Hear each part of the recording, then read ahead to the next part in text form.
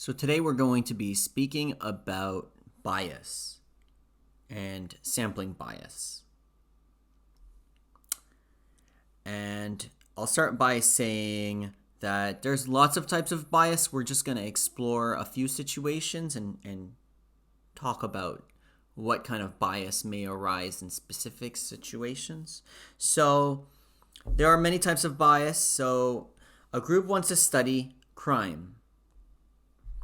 Information exists for crime that have been reported, but some crimes go unreported. So to measure this, I randomly select or sample a population, asking them if they have ever committed a crime. Do you think that this is a good study? I would expect to infer that committed crimes were greater than reported crimes. So there's committed crimes are more than reported crimes. So do you think that I'll get a higher response by creating this type of survey? It turns out that if I did this type of survey, I would get a lower rate of committed crimes. And how does that make sense? Why do people will say less? Because it's a silly question, right? Will a criminal admit to breaking a law? So think like a criminal. Okay, so this is just a silly joke. This will be easier for some of you. Haha.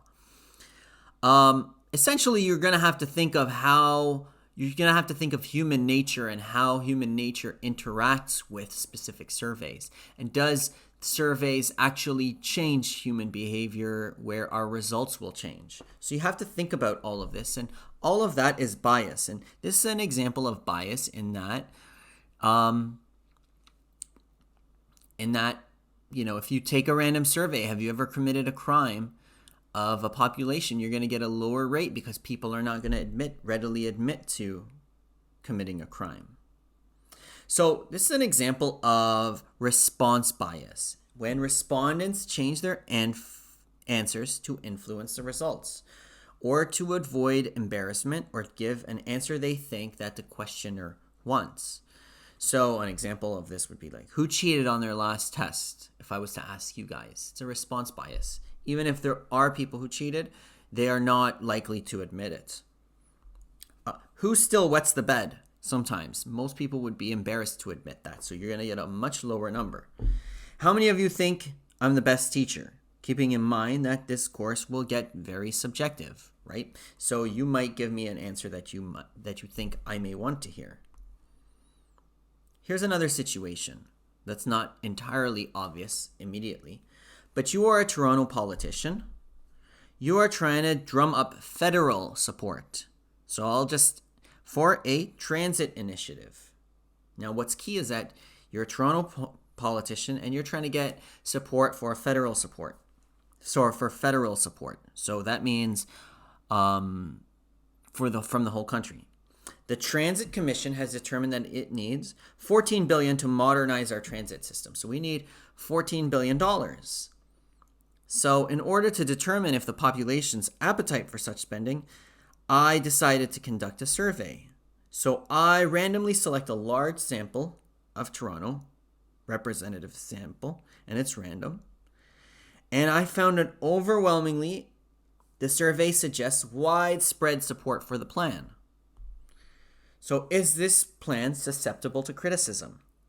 Based on our evidence, like we have appetite for the plan, and the answer to this question is, well, you'd have to look at the map, right?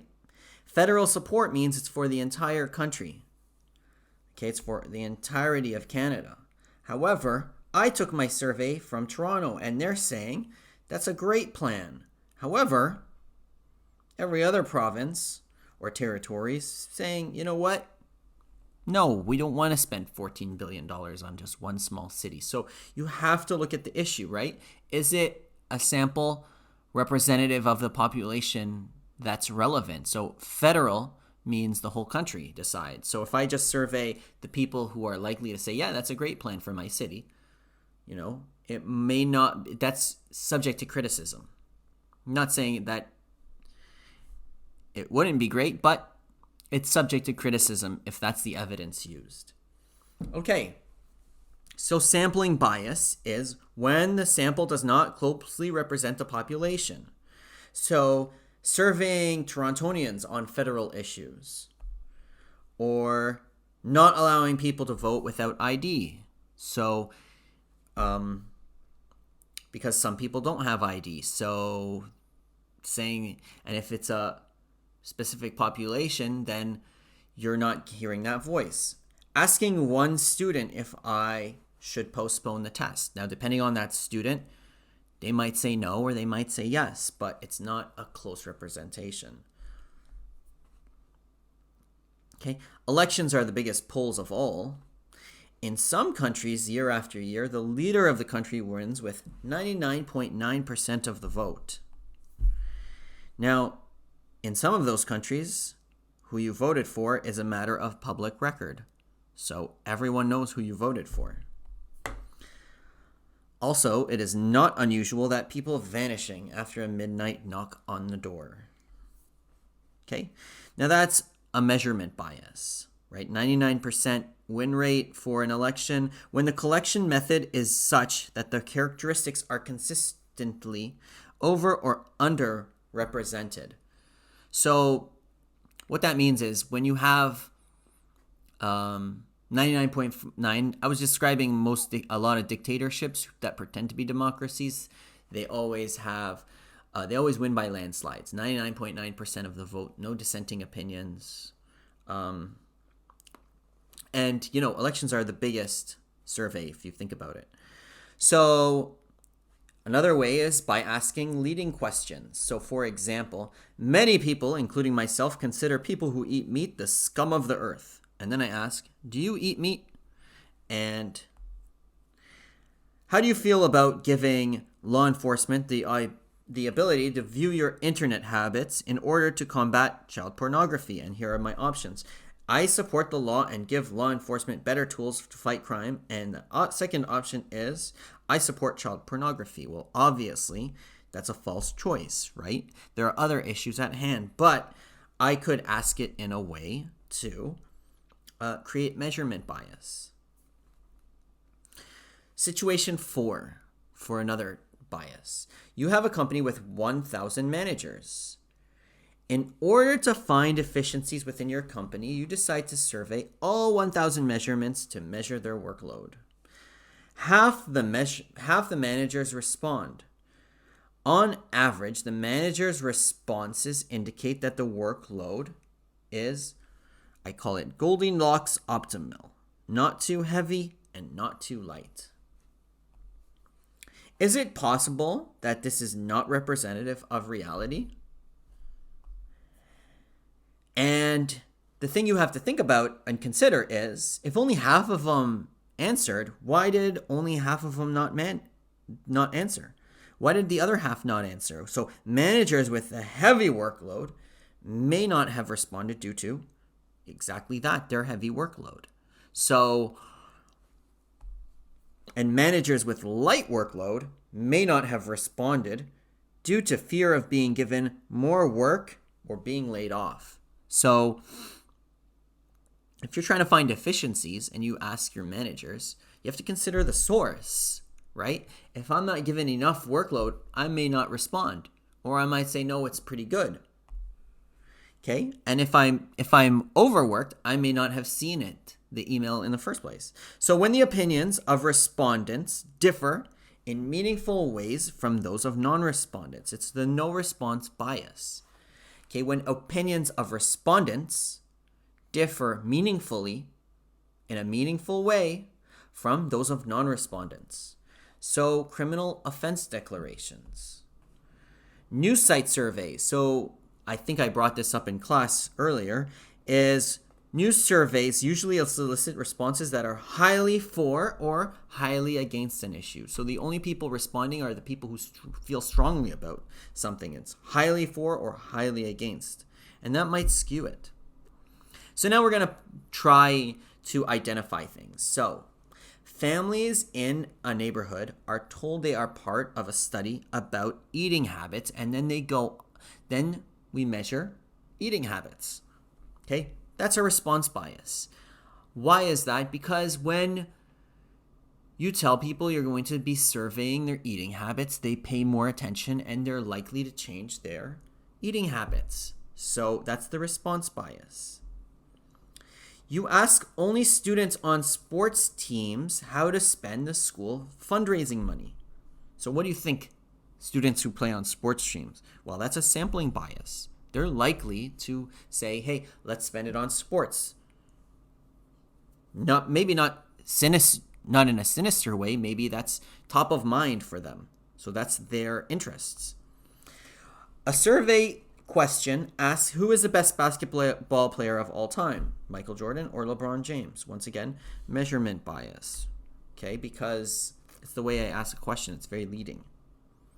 A radio call-in show asks callers to answer the question, are you in favor of a law that would ban pit bulls from the city? Once again, most people that are going to respond are highly for or highly against. And it doesn't take into consider opinions of people who don't feel that strongly, but may have an opinion one way or the other.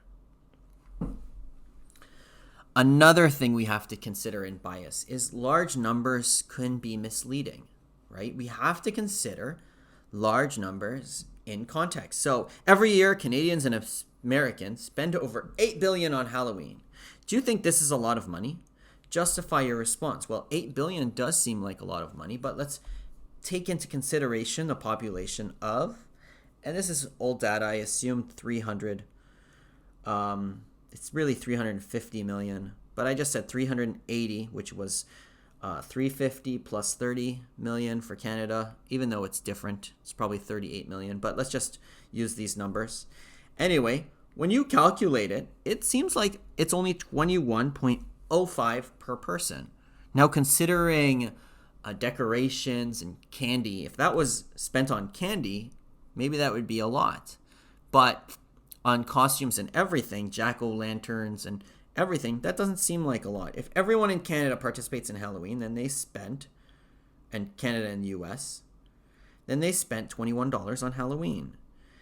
I think that's a reasonable amount of money to spend. I don't think it's a lot of money at all. Okay?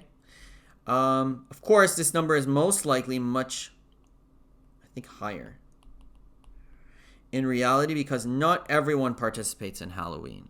So the person who does spend money on Halloween might for sure spends more than that. Okay, but in context, 21 per person, not a lot of money. So generally, large numbers should always be put into context. Okay, so let's take a look at this. Next bias is misleading statistics.